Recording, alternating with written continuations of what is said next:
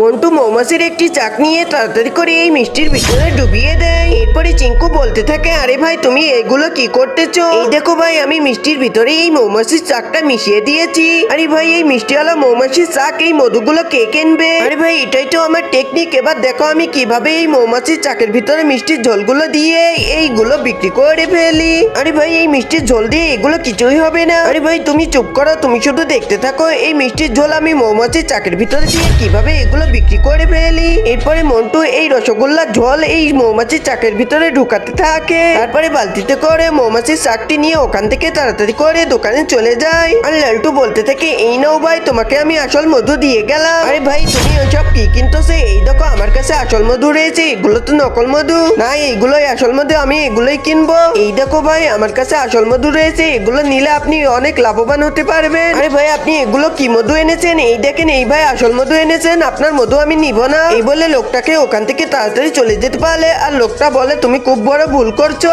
আরে ভাই তুই কে? তুই আমার কাজের ভিতরে ব্যাগরা দিচ্ছিস কেন? আমার বিশ্বাস হচ্ছে না, আমি তোমার মধু খেয়ে চেক করে দেখবো।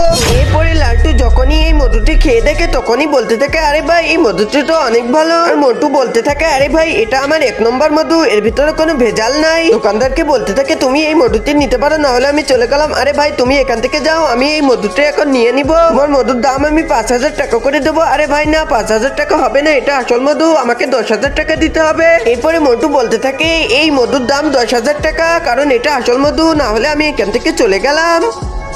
এই ছবিটিকে দেখে তোমাকে টাকা দিতে হবে না, মায়া লাগলে শুধু লাইক সাবস্ক্রাইব করে দাও।